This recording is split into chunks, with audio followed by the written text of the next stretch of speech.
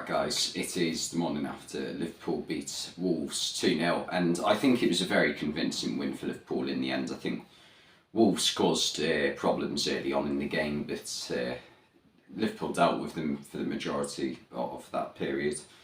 And yeah, I think Liverpool were obviously the big favourites to win this game. I know the 3-0 results at Molineux last month, but playing at Anfield's definitely going to be a different challenge for Wolves. It always was going to be. But yeah, it wasn't a first half that was absolutely filled with chances. In fact, Liverpool's two best chances probably fell to Harvey Elliott, actually. The headed one was the one which he definitely probably should have scored.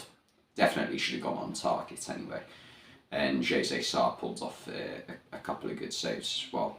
But second half, it was strange because I was just thinking, right, I don't know if Liverpool are going to be able to up the intensity here, because that's something that we've struggled to do lately. When we're struggling in a game, can we, go that little bit further, push Wolves back into their own half completely, and just sort of force the ball into the back of the net?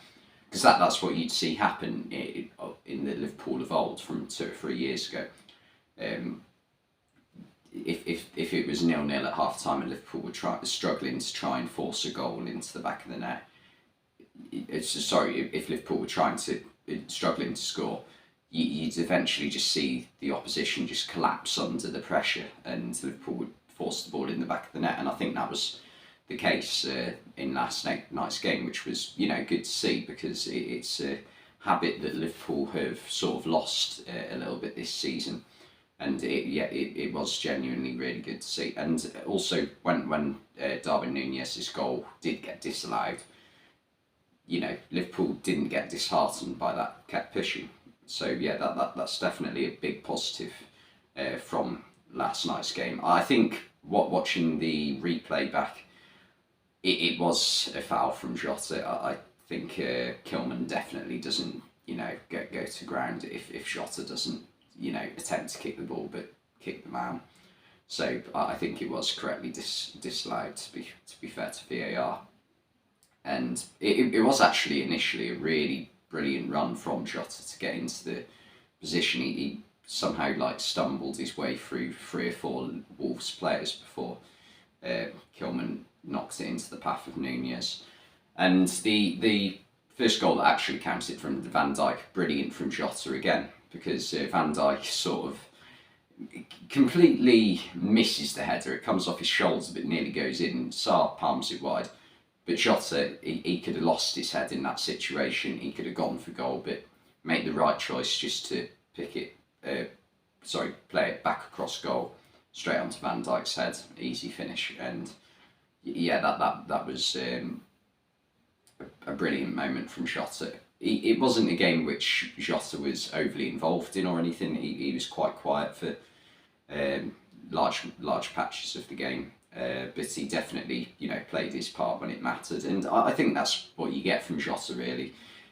He's not really been a player for Liverpool who has, like Núñez, constantly caused opposition players problems. He pops up on when he's needed, and when he does get into good positions, usually something comes of it. So Liverpool are going to need players like that, because that's one thing Liverpool haven't been good at this season. Because despite some of the poor results that Liverpool have had this season, the one that stands out for me is the game against Nottingham Forest away in October. Now, Liverpool lost 1-0, but Liverpool had about 3 or 4 chances which you're left thinking, how on earth did we not score that? I think when you have someone like Jota in the team for a game like that, he can be a difference maker, because he is a goal scorer. And he's not one that needs lots of chances to score goals, because even with how good Mo Salah's been at scoring goals for Liverpool throughout his Liverpool career, he's got to be nearing 200 in all competitions for Liverpool in just over 5.5 seasons, I think it is now. So he's averaging about 30 30 plus goals a season for Liverpool. So he's obviously a brilliant goal scorer, but he's not one who every time you get into a goal scoring position, you back him to score. There are times where Salah misses chances where you think, oh, come on, a player of his calibre, he's got to be scoring that. Nunez is obviously a similar, he can miss sitters at times, but he makes up with that with the amount of problems he causes opposition defences when he's on the pitch. Like, I feel a lot more confident having Nunez in the team than when we don't, because in like Crystal Palace on Saturday, we didn't have Nunez in the team, and it could just be dull at times. But when you've got someone like Jota in, you just feel a lot more confident that you will be able to take the chances if they do fall to you. Or he will be able to make the right decision or whatever. And the second goal, it's just a brilliant 1-2 from Tsimikas, and I can't remember who it was who did 1-2 with him. It might have been Gakpo, who got subbed on for Jota as soon as the first goal went in. And it was brilliant from Tsimikas.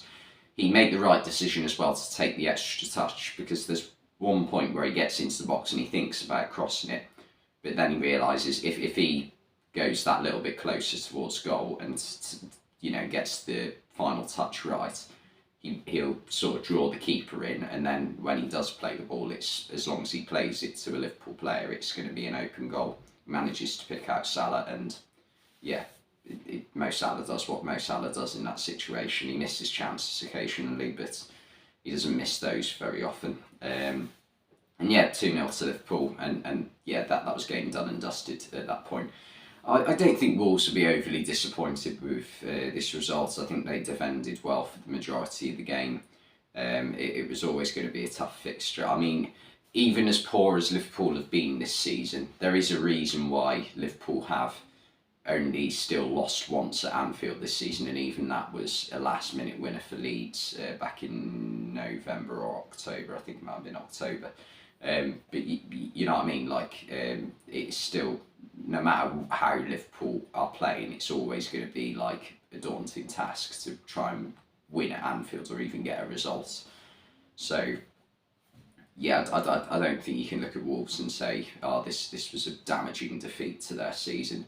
They've done quite well under Lopetegui so far. They've managed to pull themselves out of the relegation zone, and they've put a run of good results together at times in the past few months. So I think Wolves should stay up fairly comfortably this season. I think they'll be around sort of middle of the bottom half of the table, anywhere between 13th and 16th. I think they'll finish this year. 12th's still not impossible. I mean, Crystal Palace have sort of let their form slip a little bit of late, so it's not impossible. And Wolves have also got players to come back. That's important to remember. I mean, they signed Sasa Kaladzic at the start of the season, who I think had something like 45 minutes on the pitch, and then did he tear his, he did his ACL, I think. So that's always going to be one where you're going to be out for a while. So they've got him to come back. And Pedro Neto's not been fit consistently this season, and Hwang Yi-chan as well. So they have got lots of players to come back to full fitness, and they'll be fine. They've got too many good players, I think, Wolves, so they should be fine this season. But Liverpool now, it is about pushing for top four. Liverpool are, I think, if we go off Tottenham, because Tottenham out of Liverpool, Tottenham and Newcastle, Tottenham have played 25. I think I can't remember how many points Tottenham are on now. I think Newcastle, if they win their games in hand on Tottenham, they're on 47. Tottenham would be on 45, and I think Liverpool would be on 42. So in theory, if Newcastle win their next two games, they're on 47. If Liverpool win their next game against Man United, which is going to be a really tough fixture, then Liverpool would be on 42 and Tottenham would stay on 45. So it's not impossible to get top four for Liverpool. It's definitely something worth going for. I mean, Newcastle have looked a little bit like they they could potentially not crumble, definitely, but like not be able to keep up some of their good form that they managed to get going just before the World Cup. That they have been a little bit hit and miss of late. They haven't had any, I would say, poor results, but they haven't been as consistent as they were, and it does seem as though goals are becoming a bit of a problem for them. Tottenham, they've been in good form lately. Well, I mean, they lost last night in the FA Cup to Sheffield, but I think that might help them in the league in terms of getting top four. So yeah, it is actually Tottenham I'm more worried about as a Liverpool fan than Newcastle, because I watched Newcastle recently, and they've been good defensively. That they are a well set up team defensively, but it just feels as though the goals have dried up for them a bit lately. So it wouldn't surprise me if they do have like a few 0-0s or 1-1s along the way between now and the end of the season. So I expect us to catch Newcastle up. It is. I think Tottenham are the team I'm more worried about. I'm not ruling Newcastle out by any means, but that's just my thoughts on it. But yeah, it was really good performance from Liverpool. That there were players who came into the team who didn't play on Saturday, who played well. Bajcetic had a rest on Saturday, had another brilliant game in this one. Elliott, I thought, played well. Fabinho played very well in defensive midfield, and Konate and Tsimikas coming back into the team, they also were brilliant. Tsimikas in particular was superb for the second goal.